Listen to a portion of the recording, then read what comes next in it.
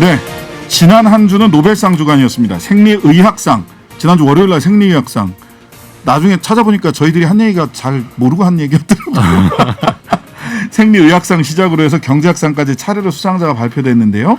자, 이 시즌만 되면 언론에 등장하는 이야기가 있습니다. 한국에는 왜 노벨 물리학상, 화학상 등 과학상 수상자가 나오지 않을까? 그러면서 꼭 비교를 하죠. 일본에서는 벌써 몇 명이나 나왔는데.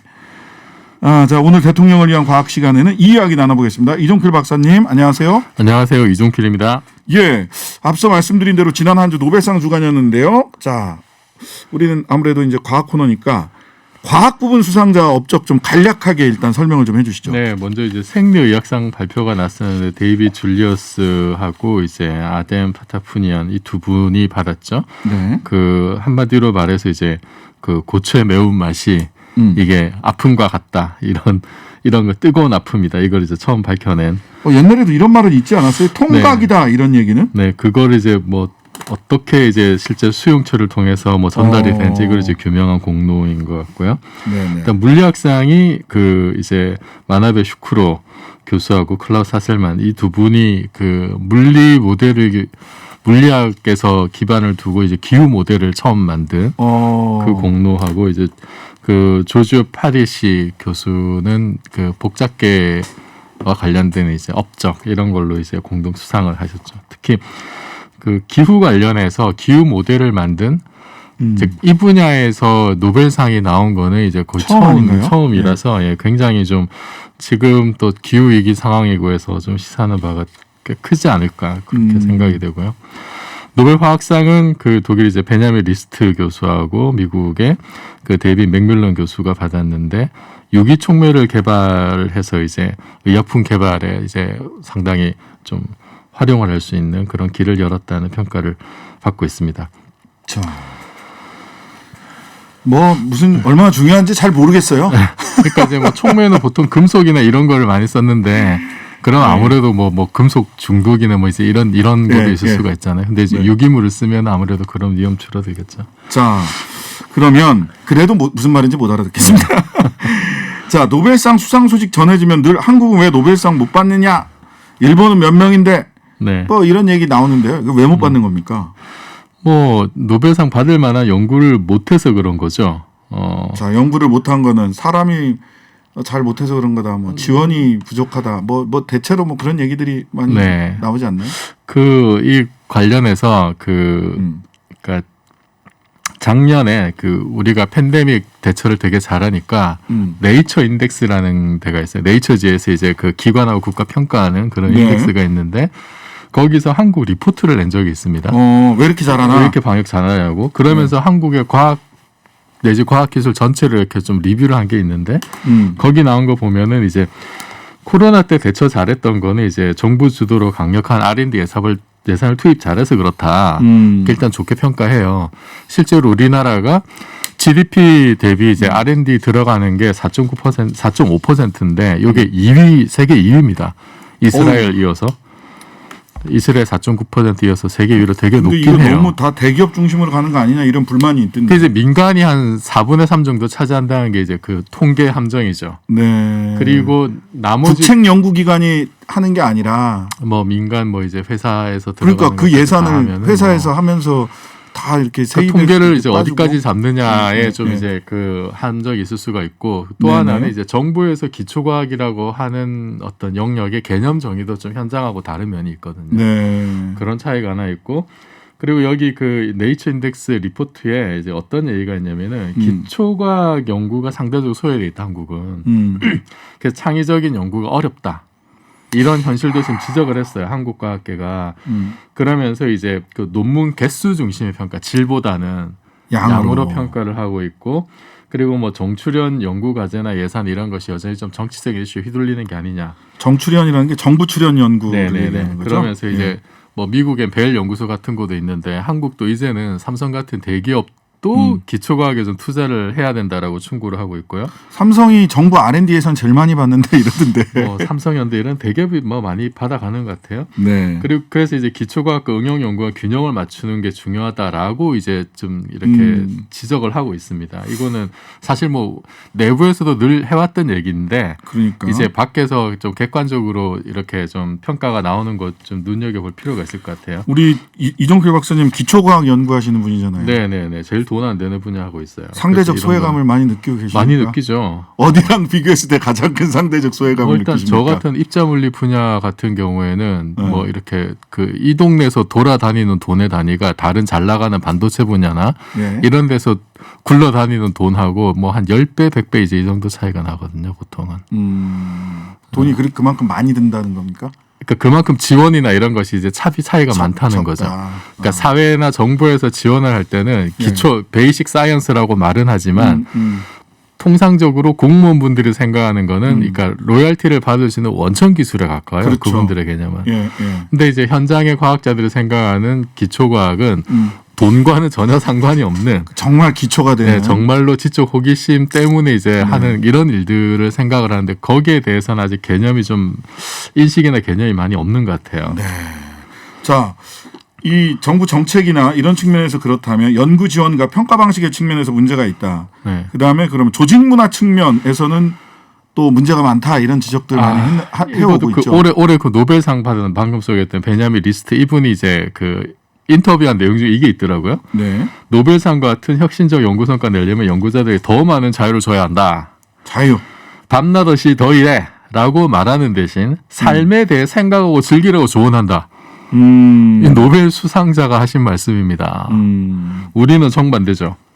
그러니까 이런 분위기에서 정말로 창의적인 연구가 나오는 게 맞는 얘기거든요. 네. 이런 문화 없죠, 한국에는. 네. 한국에는 어쨌든 논문 개수를 채워야 되니까. 네. 쓰레기 같은 논문만 양산을 해야 되는 거고 저도 마찬가지고.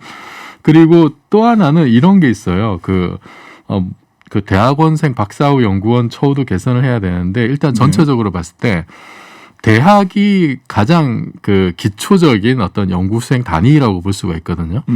근데 전국 4년대 대학 중에 물리학과가 47곳밖에 없습니다. 아, 그렇구나. 미설치 비율이 74%예요. 25%밖에 없다는 얘기네요. 그렇죠. 결과적으로. 화학, 수학, 생물학과가 없는 대학도 60% 이상이라고 합니다. 이게 2019년 자료예요. 그렇구나. 그러니까 지금 뭐 눈에 보이는 반도체 이런 거는 잘 나가고 있지만 그 기초가 되는 어떤 뭐 대학에서의 어떤 그 베이스는 사실 이렇게 허물어지고 있는 상황이죠.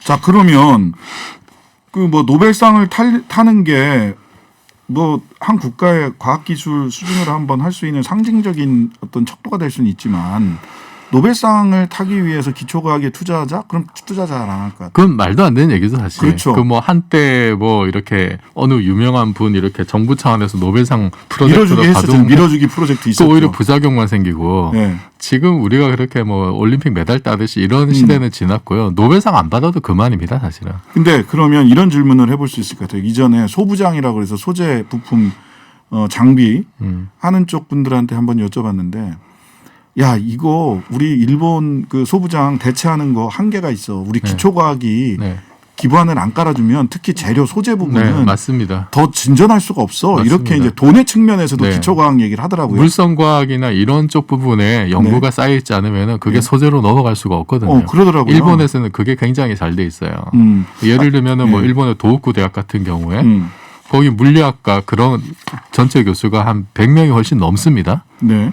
서울대는 물리천문학부 교수가 50명이 채 안 될 거예요. 그런 데서 이미 차이가 있는 거죠. 그러니까 기초과학에 잘 해도 그러니까 이렇게 생각할 수 있어요. 우리가 기존에 그 공업 입국 뭐 이렇게 해가지고 우리가 추격해왔잖아요. 추격해왔고 경제 성장을 그렇게 해왔기 때문에 기초과학은 외국에서 잘하면 그냥 잘 들여다가 써서 우리는 응용과학만 잘해도 먹고 사는데 지장 없지 않냐.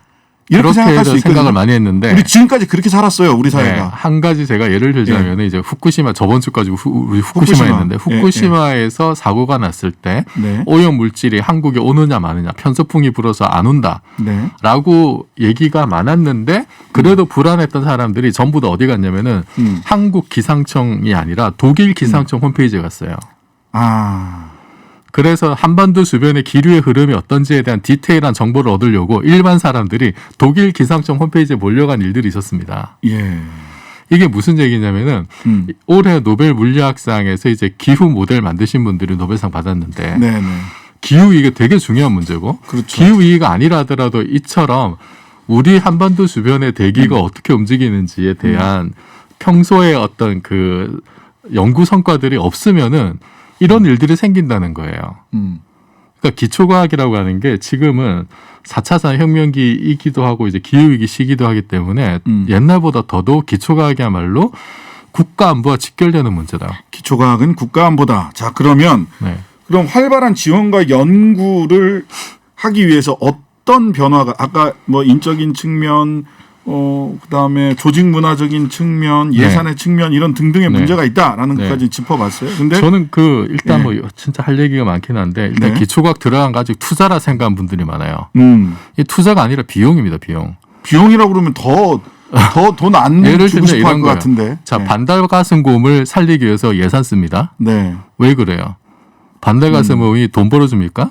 생물 종의 다양성이 중요하기 때문에 건전한 생태를 위해서 그런 거죠. 네, 그렇죠. 기초과학도 마찬가지입니다. 학문 생태계의 학문의 다양성을 위해서 이거 반드시 그냥 대가로 비용 지불해야 되는 거고요. 그리고 또 하나는 그 아까 저기 그 베냐민 리스트 교수 예도 네. 들었는데 네. 지원하되 간섭하지 말아야 된다는 원칙이 지켜져야 돼요. 네. 사실 이게 우리나라 그 문화 정책에서 이걸로 되게 성공한 거잖아요. 네, DJ 그렇죠. 정부 이후로. 네. 과학도 마찬가지입니다. K컬처. 네, 과학도 마찬가지예요. K사이언스. K사이언스를 만들려면은 K컬처가 성공했던 그 방식을 따라가면 돼요. 지원하되 간섭하지 않는다. 간섭하지 말자. 네. 네. 그리고 누차 말씀드리지만 대학이 죽어가고 있는데 대학을 잡고 현장에 써먹을 수 있는 사람을 길러내는 인력 양성소로만 지금 생각을 하고 있어요. 네. 그걸 오히려 정부가 오히려 주도하고 있습니다. 네, 맞아요. 정부가 나서서 사실은 보호를 해줘야 되는데 거꾸로 가고 있는 거죠. 네. 그러니까 아까 말씀드렸듯이 뭐 물리학과가 75% 넘고 이런 일들이 벌어지는 거죠. 예, 예전에는요. 저희들이 학력고사 보고 대학 갈 때는 서울대 물리학과가 이과에서 제일 꼭대기 있었어요. 제가 배치표에. 그 학과 출신.